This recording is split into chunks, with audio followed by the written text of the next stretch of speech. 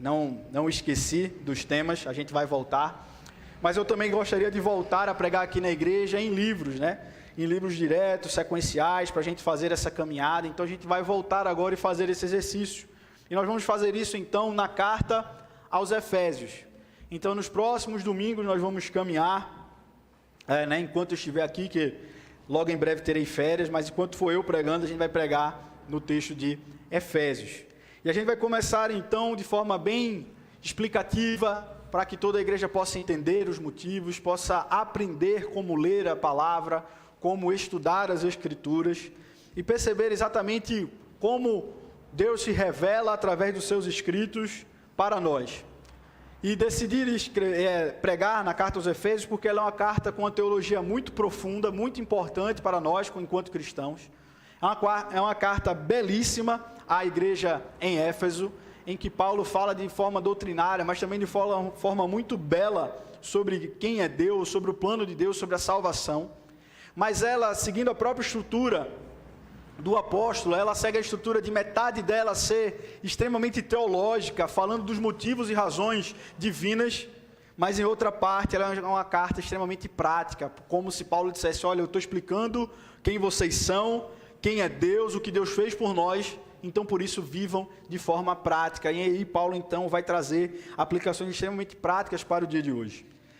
Então por isso, meus irmãos, nós precisamos entender essa carta à igreja de Éfeso e começar a compreender o que ela tem para falar para nós. E hoje eu vou fazer uma pregação tentar seguir o mais expositivo possível, para a gente seguir nessa sequência, a igreja ir aprendendo como ler livros, como ler cartas, as diferenças. A gente vai pregar apenas no versículo 1 e 2 da carta aos Efésios. E diz assim então, Efésios 1 e 2.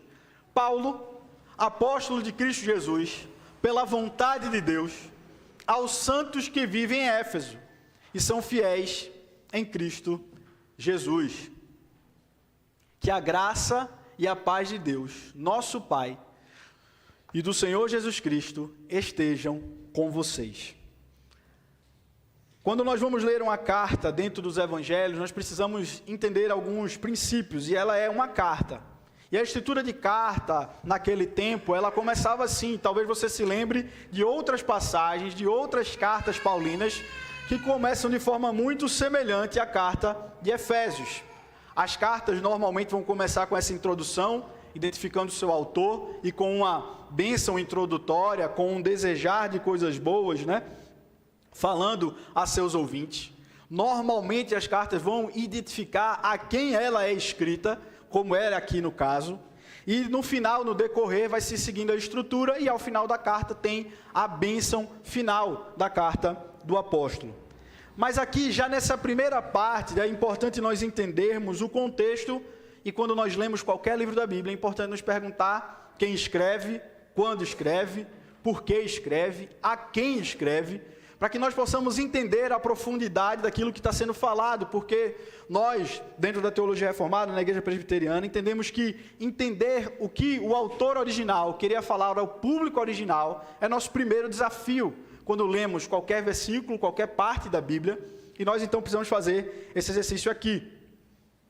E já começa com algo um pouco complexo, e também a ideia de pregar dessa forma é que nós possamos ensinar a igreja e mostrar as nuances que tem quando nós estudamos as Escrituras, mas que, por exemplo, saber quem é o público dessa igreja já se mostra um desafio, porque hoje na nossa versão e na versão da maioria das Bíblias, nós vamos ter Paulo, apóstolo de Cristo Jesus, pela vontade de Deus, aos santos que vivem em Éfeso. Mas essa descrição em Éfeso, ela é hoje em dia questionada, porque dentro da Escritura, nós entendemos como doutrina nossa, que a Bíblia ela é inerrante, ela é infalível, ela é palavra de Deus. Mas nós entendemos tudo isso nos seus originais. Nos textos escritos de forma originais, a Bíblia não erra, a Bíblia não falha, ela é 100% palavra de Deus. Porém, nós não conhecemos originais.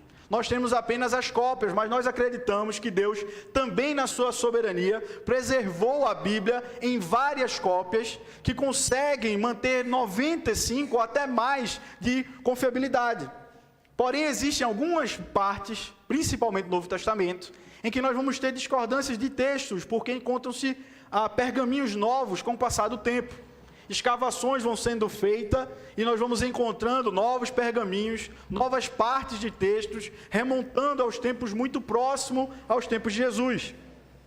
E já aqui acontece, quando nós vamos ler esse primeiro versículo da carta aos Efésios, que nós falamos assim, que toda a sua vida você deve ter ouvido que essa carta é para a igreja de Éfeso. Porém, quando se encontrou pergaminhos muito antigos, muito próximos ao primeiro, ao segundo século, se encontrou o texto de Éfeso inteiro e não havia a referência em Éfeso. Então você pode se perguntar, pastor, e o que você quer falar com isso? Só, meus irmãos, mostrar como muitas vezes ler a palavra de Deus requer estudo, requer nós entendermos como é feito, mas isso também para nós percebermos como a Bíblia ela é perfeita, porque ao ser encontrado esse pergaminho antigo, a única parte de discordância era em Éfeso. Mas por que então nós temos hoje e permanecemos em nossas Bíblias escrito e sabemos que foi para a igreja dos Efésios? E aí nós vamos entender que na história da igreja, já no começo, os pais da igreja, aqueles que vieram logo após os apóstolos, logo após aquela primeira geração de cristãos, todos eles identificavam toda essa carta que ela foi para a igreja de Éfeso, para a igreja daquela região. Então nós entendemos que, apesar do pergaminho mais antigo não conter escrito em Éfeso, os pergaminhos posteriores foram acrescentados essa característica, porque era sabido da comunidade cristã de que aquela carta era para a igreja de Éfeso. Então, natural se acrescentar essa distinção, não mostrando que a Bíblia errou ou que falhou, simplesmente os seus ouvintes falando, olha, vamos identificar para ficar mais fácil. Todos nós sabemos que foi para a igreja de Éfeso. Então, nós hoje temos aqui isso, mas por que é importante saber, não apenas disso, mas saber por que entender que foi para a igreja de Éfeso. Então, para isso nós precisamos voltar e trazer a nossa memória, porque a cidade de Éfeso é muito semelhante à realidade que nós temos no dia de hoje. A cidade de Éfeso era uma cidade extremamente desenvolvida, grande dentro da cultura romana e helenista, ao ponto de que dentro da cidade de Éfeso, como vai dizer os textos de Atos, era a cidade onde havia o culto à deusa Diana, Diana dos Efésios, onde lá havia uma das 7 maravilhas do mundo antigo, onde se falava da adoração a esse templo muito maior do que o Partenon na Grécia. Então era uma cidade famosa, com grandes estruturas, onde havia um politeísmo corrente em todos os meios, onde a cultura não adorava a Deus, onde as pessoas não conheciam o cristianismo. E nós precisamos lembrar que Paulo está escrevendo para uma igreja que acabou de nascer nessa cultura, numa cidade importante, cosmopolita, com cultos a outras divindades extremamente forte, e ela então é colocada, essa igreja surge nessa cidade. Então identificar e sabermos para quem Paulo está escrevendo, importa, porque cada versículo, cada palavra de Paulo é para um grupo específico. É uma igreja que está surgindo no meio de uma pressão, é uma igreja que está surgindo no meio de um lugar onde as pessoas não adoram a Deus, onde as pessoas adoram a César, adoram a vários deuses, adoram de forma muito grande a uma deusa Diana, tendo uma vida completamente corrompida, tendo uma vida prostituída. Então, identificar a quem Paulo escreve é importante. Importante também para nós, para percebermos que nós, de certa maneira, conseguimos sim imaginar como é viver naquele tempo. Porque hoje, por mais que nós achemos que não, vivemos ainda numa sociedade idólatra, politeísta, onde nós temos vários deuses, que nós ainda adoramos eles. Ainda tem o Deus do dinheiro, ainda existe o Deus do corpo, ainda existe o Deus do estudo, da sabedoria. E muitos de nós sabemos e conhecemos pessoas que se dedicam a vida toda ao trabalho, a vida inteira aos estudos, a vida inteira a cuidar do corpo, a vida inteira à família, a vida inteira à sua sexualidade. Nós sabemos que em nosso meio, nós somos o tempo todo dominados por essa cultura e nossa identidade, quem nós somos, é sempre desafiada ao nosso redor. Então, perceber do porquê Paulo vai nos identificar, e é importante para nós entender os contextos, é para perceber que essa carta à igreja de Éfeso, muito se fala a nós no dia de hoje. Vivemos um momento não igual, mas muito semelhante, em que vivemos na cultura politeísta, em que precisamos entender e identificar quem nós somos. Mas, interessante que toda vez que a carta começa, que uma carta vai ser escrita, Paulo precisa se identificar. E cada vez que nós nos identificamos, nós precisamos e falamos daquilo que mais importa na nossa vida. Quando você se apresenta para alguém, normalmente você vai se apresentar seu nome, seu sobrenome. Talvez você diga qual é a sua profissão. Eu, por exemplo, sempre quando eu me identifico, tenho que falar que sou de Recife, porque rapidamente a pessoa descobre. Não é? Bom dia, a pessoa, você não é daqui, Alfir? Não, não sou. Então, é um dos primeiros diálogos que eu tenho com qualquer pessoa é falar da onde eu vim. Não importa com onde eu chegue, a não ser, obviamente, que eu esteja no Nordeste, eu não preciso. Mas por aqui eu sempre tenho que me identificar. Mas é importante nós entendermos que isso, quando nós nos apresentamos para outras pessoas, muitas vezes nós falamos algo que é distintivo nosso.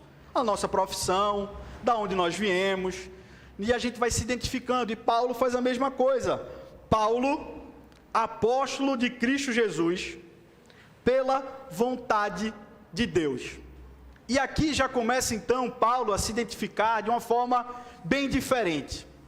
Ele vai se colocar em um lugar que poucos homens tinham naquele tempo, e ele também vai se colocar e se identificar como feito pela vontade de Deus.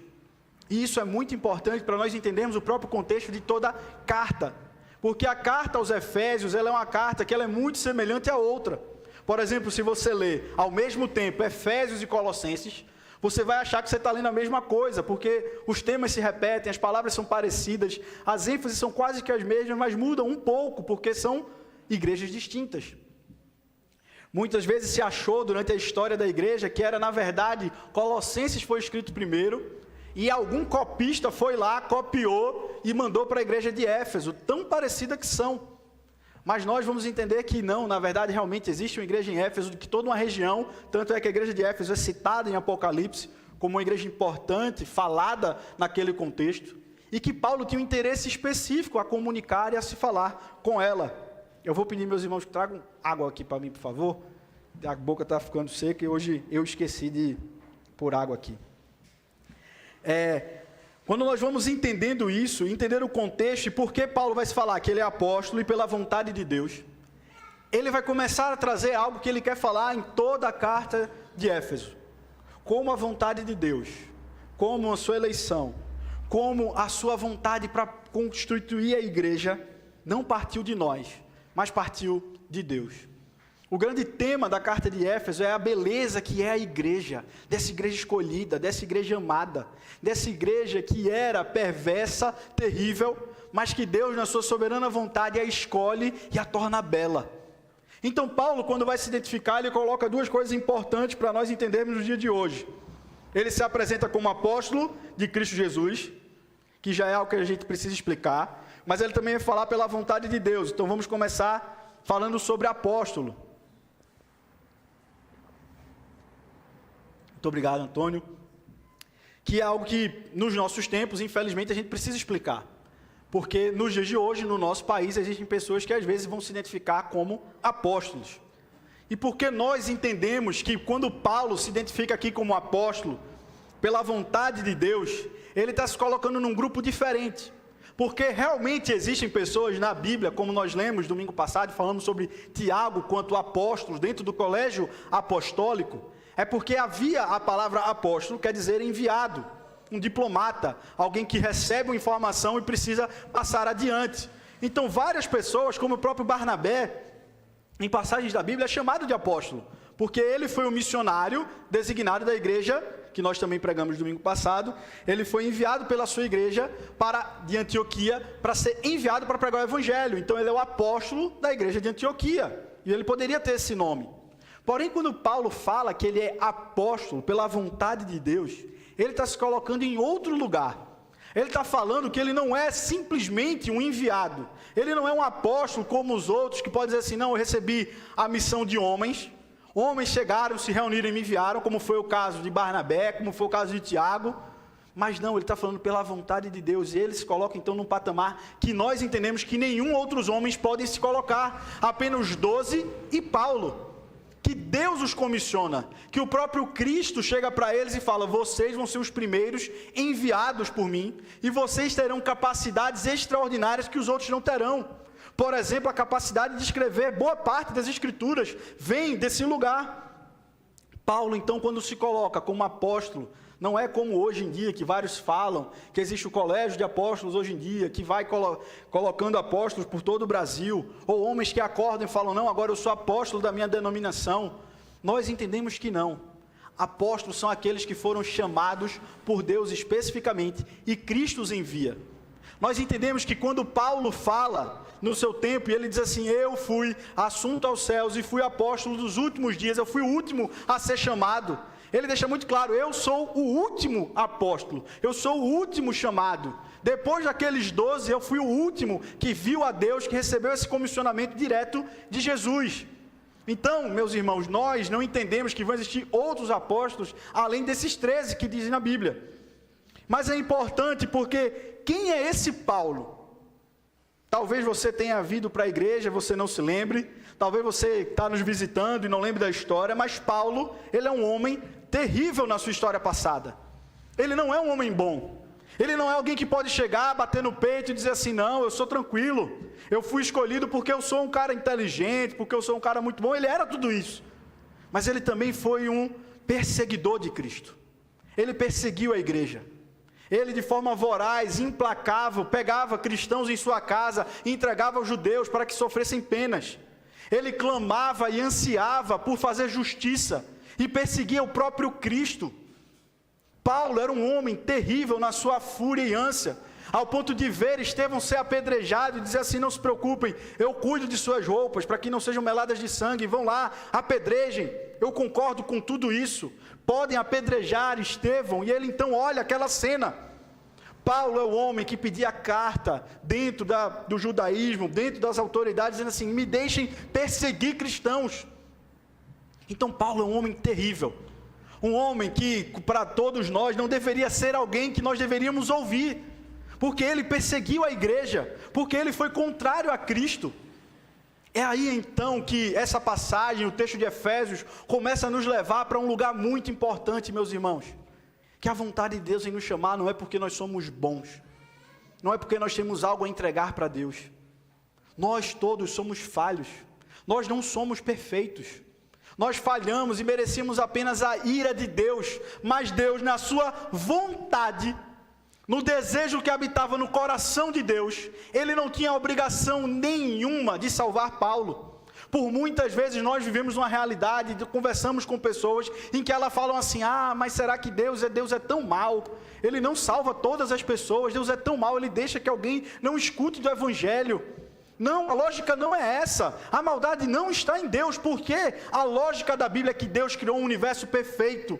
Ele cria um mundo perfeito, coloca criaturas nesse mundo perfeito, entrega tudo para essas criaturas e falam, pronto, agora vamos nos relacionar. Agora vamos viver juntos. Agora vamos viver em harmonia. E essas criaturas viram para esse Deus todo-poderoso, todo-bondoso, todo-misericordioso e falam assim, nós não queremos.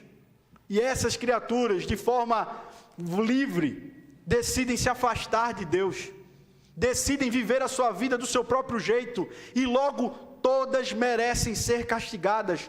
Todos nós merecíamos a morte, todos nós merecíamos a punição. Então a história da Bíblia não é olhando e apontando para um Deus mau que abandona pessoas, não. A lógica da Bíblia é outra, é de um Deus que, vendo a sua criação se voltando contra Ele, se rebelando, e nós fazemos isso quando não aceitamos a Deus, quando mentimos, quando pecamos, e é esse Deus olhando para essas pessoas em fuga, para essas pessoas que mereciam sofrer, na sua imensa vontade Ele decide guardar a sua justiça e salvar essas pessoas. Na sua livre vontade Ele decide ser misericordioso com aqueles que não mereciam. A realidade é que haviam então vários vasos que se tornaram todos de desonra. Todos nós merecíamos a ira de Deus, e Paulo merecia a ira de Deus, e ele sabe disso. É por isso que ele não vai dizer assim, eu sou apóstolo porque eu fui bom, eu sou apóstolo porque eu busquei a Deus, eu sou apóstolo porque eu conhecia muito das Escrituras, porque eu estudei aos pés de Gamaliel, e por isso eu fui escolhido. Paulo não tem a coragem de falar isso, ele fala, eu sou apóstolo porque foi vontade de Deus livre, que decidiu escolher um perseguidor para resgatar pessoas.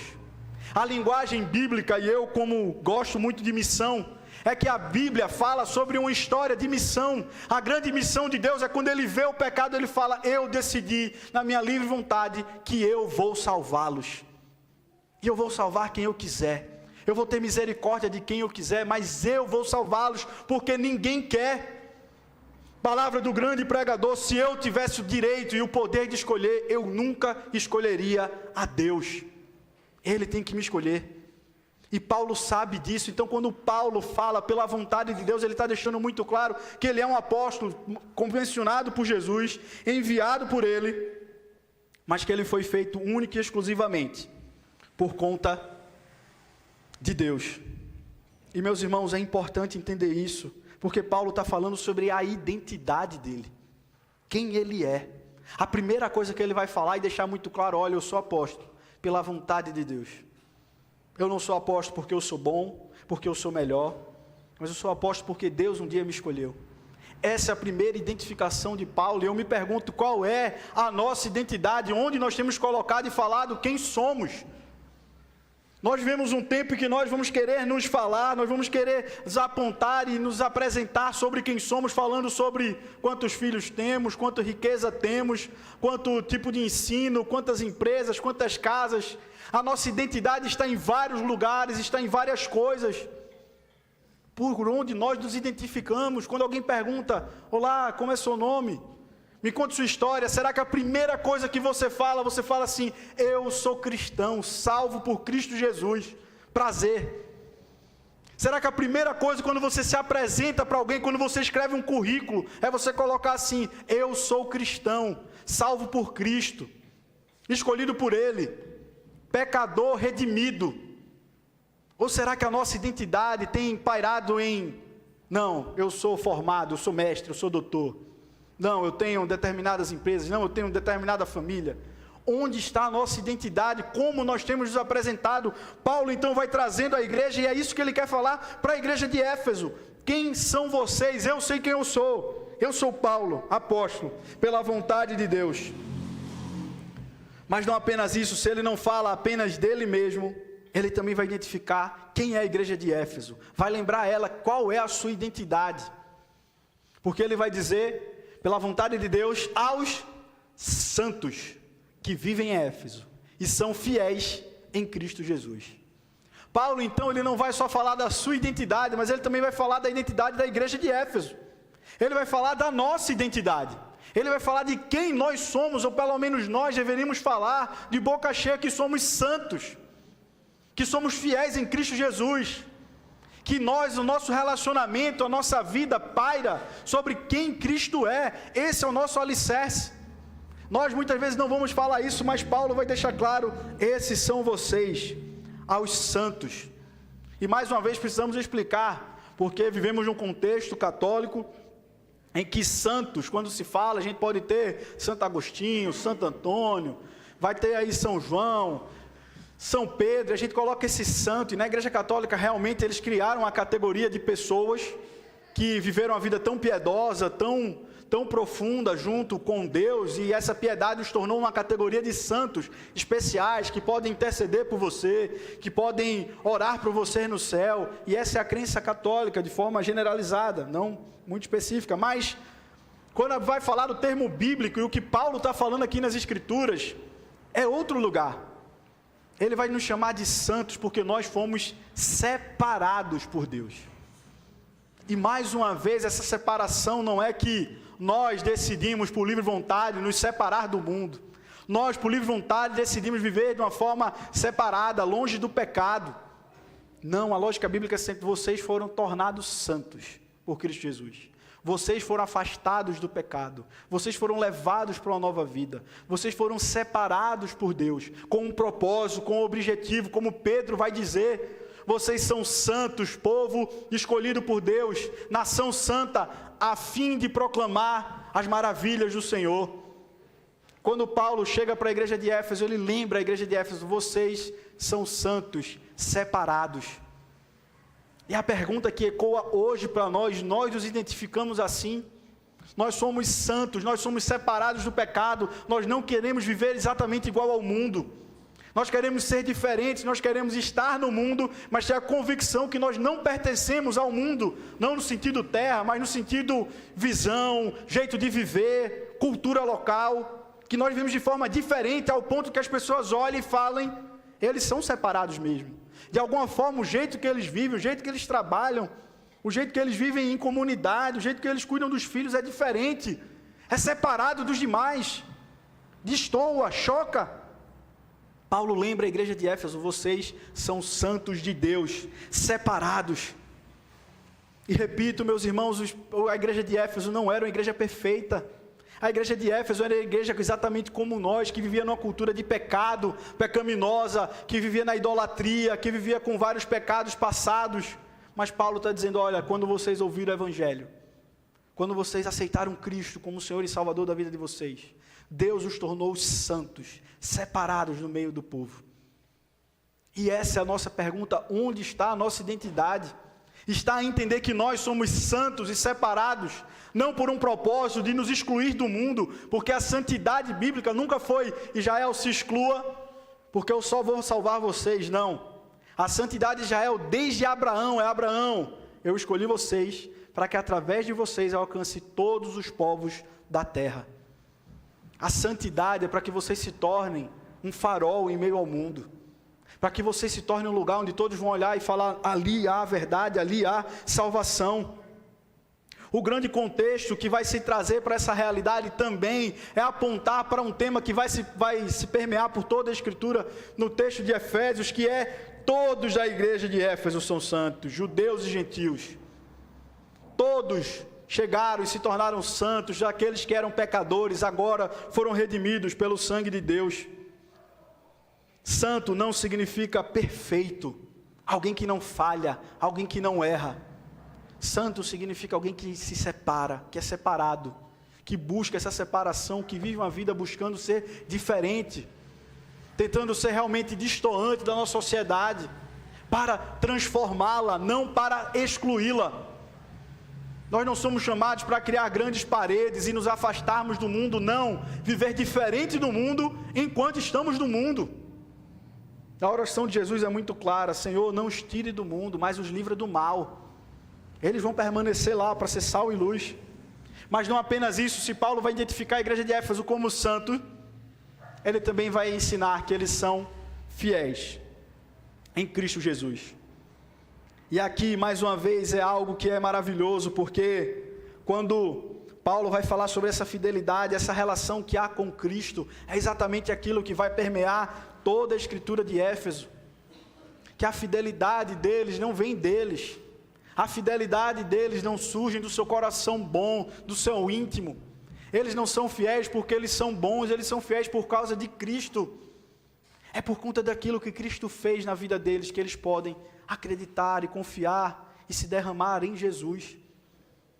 Muitas vezes nós vivemos hoje um choque em que pessoas não sabem mais quem são, que as pessoas não sabem qual é a sua identidade. Vivemos um tempo em que a nossa identidade vai ser a nossa sexualidade, em outro tempo foi o nosso trabalho, em outro tempo vai ser, e vivemos o tempo de hoje, que é seu partido político. Vamos voltar ao tempo que vão ficar perguntando o tempo todo de forma incessante em quem você vai votar, porque isso é a identidade que mais importa, se você é A ou B. Mas Paulo está falando para a igreja de Éfeso que aquilo que mais importa para nós como cristãos é entender que nós somos fiéis em Cristo Jesus. E mais uma vez essa fidelidade não vem de um trabalho, não vem de um esforço, não vem de quem nós somos, vem do Cristo Jesus que faz a sua imagem em nós. Vem desse Deus que com sua graça nos transforma, esse Espírito Santo que nos ressuscita e nos dá a capacidade de responder a Cristo, dizendo sim, eu creio, mas tudo não está em nós. A carta aos Efésios é uma carta nos chamando a nos lembrar, ao nosso coração, à nossa alma, quem nós somos em Cristo. E a pergunta que nós devemos fazer é se é isso que tem nos motivado, se é nisso que nós temos nos agarrado, se esse é o alvo da nossa existência, porque, meus irmãos, próximo domingo a gente vai ver como Paulo vai escrever um louvor belíssimo, falando que tudo que nós fazemos, tudo que acontece no universo, é para a glória de Cristo Jesus, não é para nós, não é para a nossa alegria, não é para o nosso bem-estar. Toda a nossa vida deveria apontar para Ele, para Cristo. Toda a nossa existência, cada decisão nossa deveria se perguntar: por que eu estou fazendo isso em Cristo? Minhas decisões, minhas escolhas, a minha identidade, quem eu sou em Cristo. Meus irmãos, nós vivemos num tempo em que a gente quer ser validado por todos os outros. Nós queremos ser validados na nossa rede social. Nós queremos ser validados pelo nosso chefe. Nós queremos ser validados pelas pessoas ao nosso redor.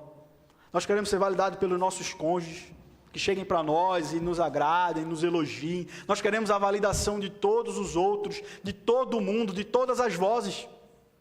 Mas a pergunta que nós devemos fazer no nosso coração: será que nós estamos perguntando a Cristo o que Ele pensa de nós?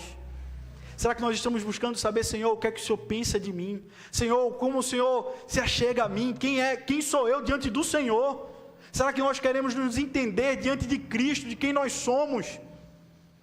Porque aí nós vamos voltar para o lugar devido, que é: nós somos falhos, pecadores, mas que esse Cristo, pela sua vontade, pela sua graça, nos redimiu e nos salvou, e nos chama hoje de filho.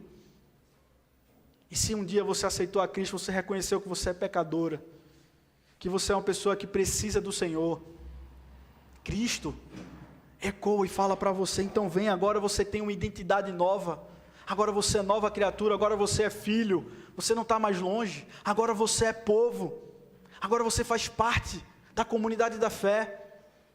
É a Ele que nós devemos perguntar, é Ele que o nosso coração tem que buscar, a nossa identidade tem que estar em Cristo Jesus. Quem eu sou diante de Deus? Eu sou alguém que está longe dEle? Eu sou alguém que está vivendo afastado? Ou eu sou um filho alcançado pela sua graça? Ou eu sou um pecador redimido? Ou eu sou uma pessoa que agora serve a esse Deus onipotente? Eu sou alguém agora que anseia dentro de sua alma ouvir do Senhor, servo bom e fiel. Eu sou alguém que espera a validação única e exclusiva de Deus, perguntando e falando para mim quem eu sou. Ou será que nós queremos responder essas perguntas através da nossa carreira, dos aplausos dos outros, das curtidas no nosso Instagram, na nossa rede social, do tapinha nas costas? Meus irmãos, se nós não descansarmos em quem nós somos em Cristo, a única coisa que é se buscar esse prazer, essa identidade nos outros vai nos dar é ansiedade, é insegurança, é inveja, é um vazio, porque os outros não vão conseguir entregar, os outros não vão conseguir dizer quem você é. A sua identidade não está nos outros, está em Cristo, e nós precisamos alcançar isso, derramar isso, nos encher disso. E é por isso que Paulo começa a carta, não apenas à igreja de Éfeso, mas a várias igrejas dessa forma: meus irmãos, vocês são diferentes, vocês são nova criatura, vocês agora são santos e fiéis em Cristo Jesus. Nós precisamos lembrar, nós pertencemos a Deus. E o Evangelho de Cristo não começa com desempenho. Ele não fala sobre quem nós somos, sobre o que fazemos, como fazemos para alcançar a Deus. Ele começa com a identidade em quem somos em Cristo. Aquilo que Deus falou que nós somos. É por isso, meus irmãos, volte sempre às Escrituras e lembre quem você é: um filho amado, uma ovelha. Você faz parte do povo de Deus e você deve ver como povo. Quando você estiver em dúvida da sua identidade, volte para as Escrituras, volte para Cristo. Volte para o Senhor, se entregue a Ele, se coloque aos pés dEle. Ouça dEle a voz. Mas é maravilhoso também, eu preciso falar disso, porque é algo que a gente se habituou. Aqui na igreja menos, eu parei, de vez em quando eu volto e falo. Mas é que Paulo, quando na saudação inicial, em várias cartas, ele fala que a graça e a paz de Deus, nosso Pai, e do Senhor Jesus Cristo estejam com vocês. E eu queria então seguir para o final, mas explicando essas palavras profundas, na ordem certa, que importa. Paulo escreve várias vezes que a graça e a paz de Deus com os Efésios, com os Colossenses, com os Romanos, mas exatamente nessa ordem, nunca trocada. Sempre é graça e depois paz. Muitas vezes nós, de forma corriqueira, até pastores, no nosso seminário, era obrigação. Subiu no púlpito, que a graça e a paz do nosso Senhor Jesus Cristo esteja com toda a igreja. Se não falasse, já perdia alguns pontinhos ali. Então a gente é treinado, porque essa é a saudação para a igreja, para lembrar a igreja desde sempre que a graça e a paz de Deus esteja com ela. Mas, por várias vezes, se torna corriqueiro, e talvez você esteja pensando, pastor, são só uma saudação. E no escrito grego, realmente é saudação. É a graça do grego comum, a graça que era falada de forma corriqueira, e essa paz era shalom, que era algo como o judeu se fala até nos dias de hoje, né? Que a paz de Deus, que a shalom de Deus esteja com você. Mas quando Paulo fala nessa ordem específica, dentro do contexto teológico, daquilo que ele quer falar, ele quer deixar muito claro que essa ordem importa.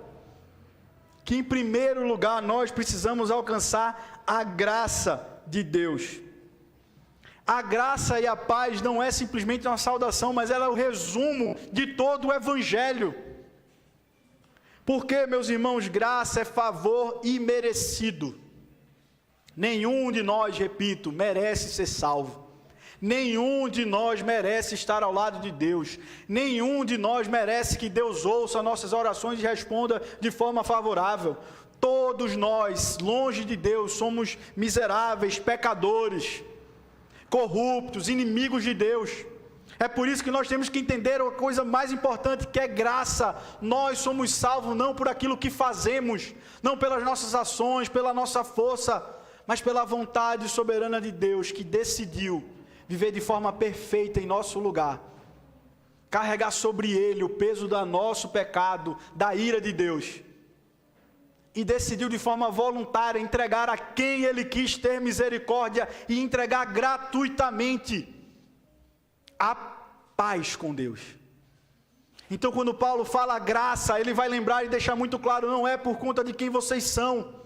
Por isso que quando a gente é ensinado a subir no púlpito, deixa muito claro isso para a igreja, é para que ninguém fique orgulhoso, é para que ninguém bata no peito e diga assim, não, eu sou bom, eu frequento a igreja presbiteriana, então eu tenho mais teologia que os outros, então eu sou melhor, eu frequento a igreja desde tanto tempo, então eu sou melhor que os outros. Não, é graça, você não merecia, Deus decidiu lhe salvar. Isso nos coloca no lugar de humildade, no lugar de reconhecer que nós fomos salvos por esse Deus maravilhoso, e por isso nós temos que olhar para os outros com esse mesmo olhar de graça, que a graça alcance aquele que está longe, que a graça alcance aquele que está em pecado, porque nós éramos assim.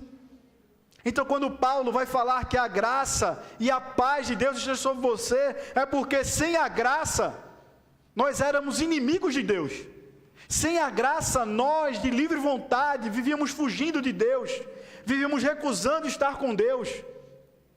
Quantos não falam, e há relatos entre nosso meio de pessoas que diziam, eu odiava crente, eu odiava a ideia de Deus existir, eu odiava a igreja. Nós somos assim, eu odeio cumprir essas regras que estão lá na Bíblia, eu odeio viver ao lado desse Deus, eu odeio me submeter a esse senhorio. Nós, longe da graça, se formos viver apenas de performance, daquilo que a gente faz, daquilo que a gente consegue realizar com nossas próprias mãos, a gente não vai alcançar a paz com Deus, porque tudo que a gente faz, Deus olha e fala, isso aí é trapo de imundícia, isso não serve, isso não foi feito de bom grado, isso não foi feito de forma perfeita. É por isso que essa ordem, ela nunca se inverte, nunca é primeiro paz e depois graça, sempre é graça e paz, para que nós lembremos que nós temos paz com Deus, e isso é um tesouro muito precioso, meus irmãos. É algo maravilhoso ter a ideia de que o Deus, Criador do universo, perfeito, em glória, olha para nós, agora como filhos amados, olha para nós quando nós falhamos, não mais como rebeldes, mas como os filhos que precisam aprender. Como isso nos dá tranquilidade, meus irmãos, a passar por tudo na vida, entender essa doutrina, entender essa verdade, nos dá descanso para a nossa alma, nos dá força para continuar, nos dá força para renovar e seguir adiante, porque eu sei que quando eu falhar, porque eu sei que quando eu pecar, eu vou chegar diante de um Deus que não me vê mais como inimigo, eu vou chegar diante de um Deus e dizer assim, Deus, Pai, me perdoa, e Ele vai olhar para mim agora como filho, e vai dizer: filho, eu te perdoo, vem cá, vamos corrigir, vamos ver de outro jeito. É entender agora que eu não vou cair na mão do Senhor como um Deus irado. E Davi, no Antigo Testamento, em um dos seus salmos, ele fala algo muito belo, que ele diz: eu oro para cair nas mãos do Senhor. Eu prefiro infinitamente cair nas mãos do Senhor para sofrer disciplina, do que cair na mão dos homens e ser triturado e julgado por eles. E nós podemos orar da mesma forma hoje. Veja que privilégio, meus irmãos, chegar diante do Senhor e dizer: Senhor, olha a minha vida, vê se tem algum pecado em mim. E ter a convicção que a mão do Senhor vai pesar, vai nos triturar, vai nos corrigir, mas vai ser a mãe de um Pai amoroso, que nos ama, que nos corrige. Isso, meus irmãos, nos dá tranquilidade, não para viver no pecado, mas para nos restaurar quando caímos. Ter essa ideia verdadeira sobre a graça, sobre esse favor imerecido, que é espalhado em todas as Escrituras, ela nos dá paz para seguir.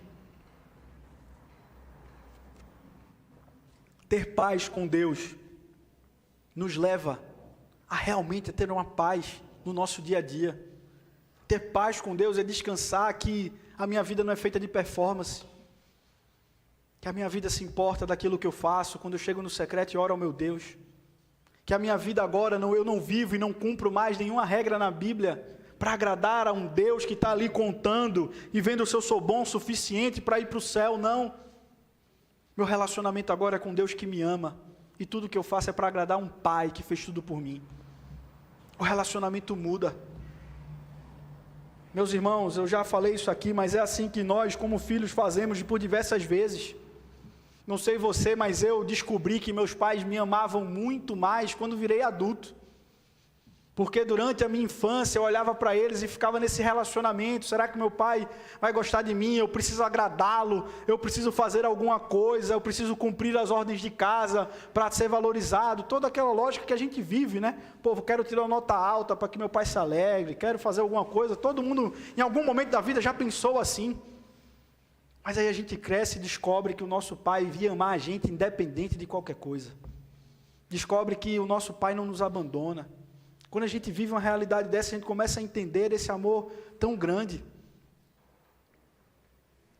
Deus, Ele olha para nós e fala: vocês agora são filhos, não pelo mérito de vocês, não pelo esforço de vocês, mas porque o meu Filho, Cristo Jesus, viveu a vida perfeita que vocês não conseguem. Ele é a identidade de vocês. Meus irmãos, a Bíblia fala que quando chegarmos nos céus, Deus não vai olhar e vai ver a nossa imagem. Ele vai ver a imagem de Cristo, a justiça de Cristo. Ele é a nossa identidade. E isso deveria dar para nós paz. Porque Deus cuida da nossa vida, porque Deus se importa com os detalhes. Quando nós vivemos uma vida ansiosa, seja por qualquer razão, uma vida preocupada, um coração que não descansa, um coração que está preocupado porque falhou, porque pecou, porque está preocupado com o pão que vai chegar, porque está preocupado com as situações da vida, nós precisamos lembrar o nosso coração: graça e paz. Não é por aquilo que eu fiz, não é por aquilo que eu sou, foi por aquilo que Cristo realizou, e eu tenho a graça e a paz de Deus. Descansa minha alma. O salmista já falava: descansa, ó minha alma, porque o meu Salvador é Cristo, é o Deus de Israel. É por isso, meus irmãos, que nós precisamos descansar a nossa identidade, não na opinião das pessoas, não no nosso passado, falhas, erros. Paulo poderia se identificar e falar: não, eu sou um ex-perseguidor. Mas a primeira coisa que Paulo quer deixar muito claro: não, eu sou apóstolo pela vontade de Deus, e não minha, não pela minha força. Nossa identidade não depende dos nossos fracassos.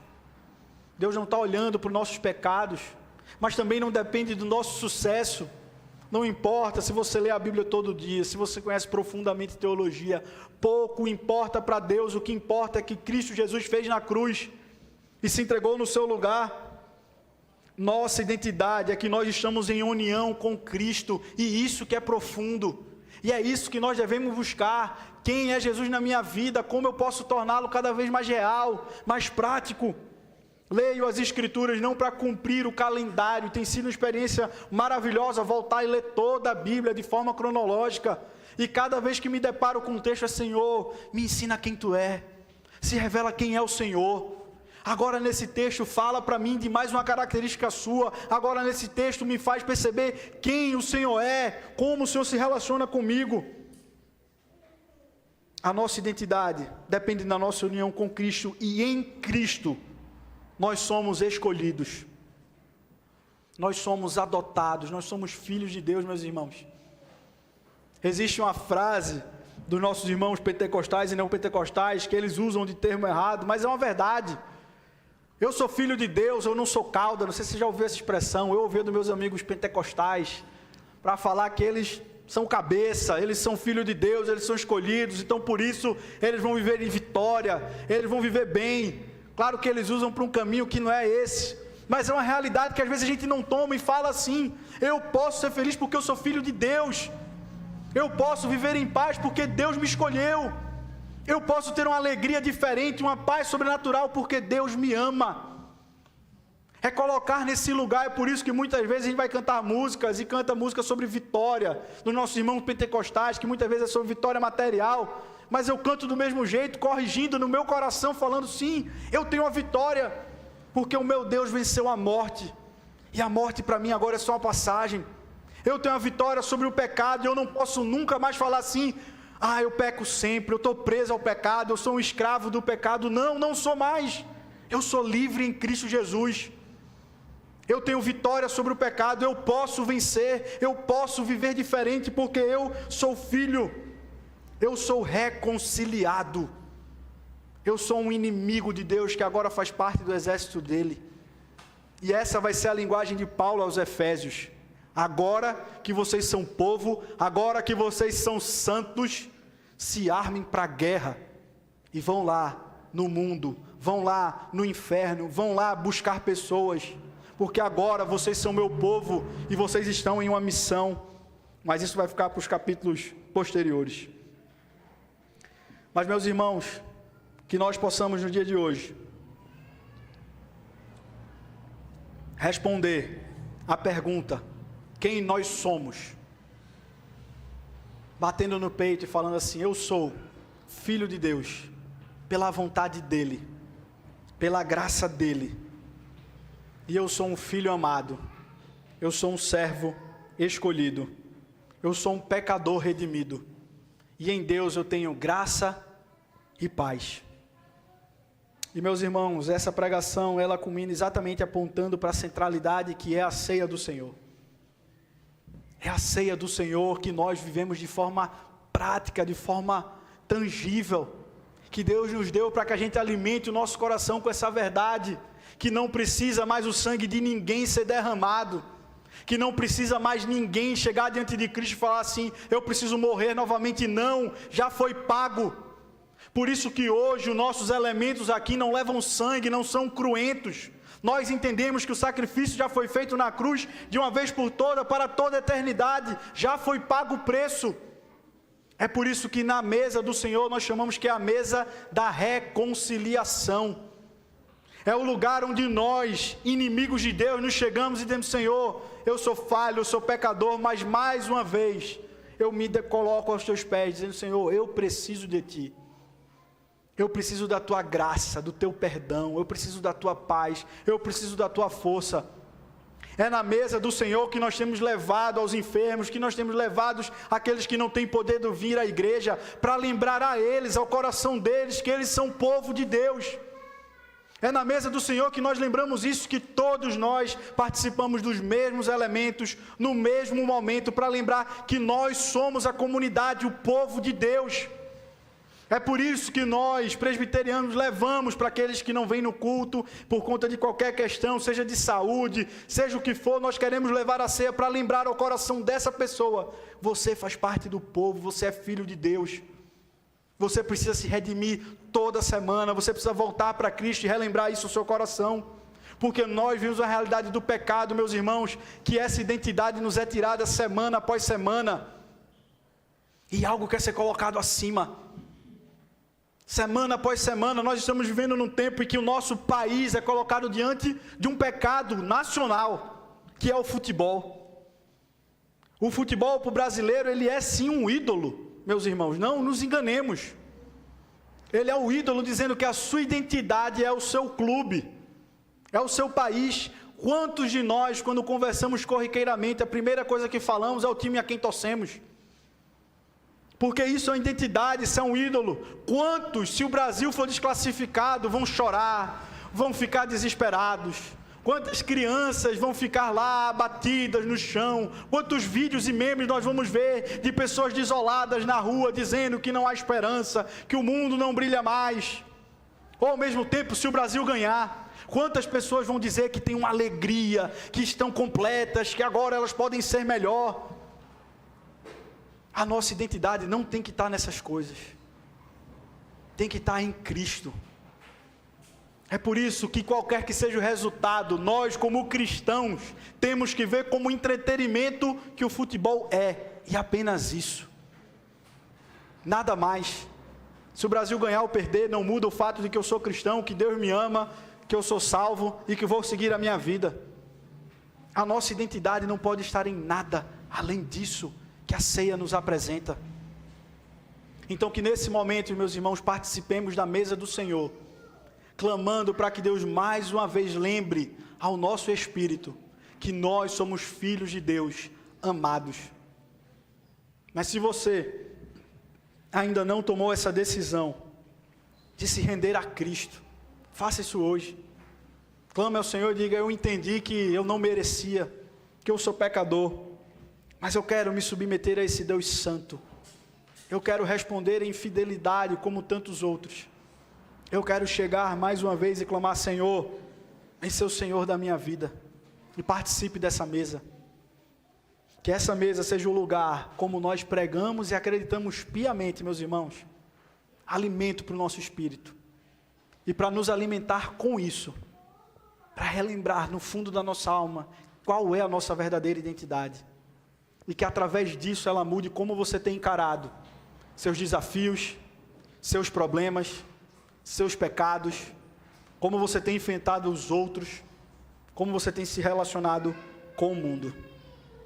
Que nós possamos, meus irmãos, viver a integridade do Evangelho em Petrópolis, acolhendo pessoas e expandindo o reino de Deus.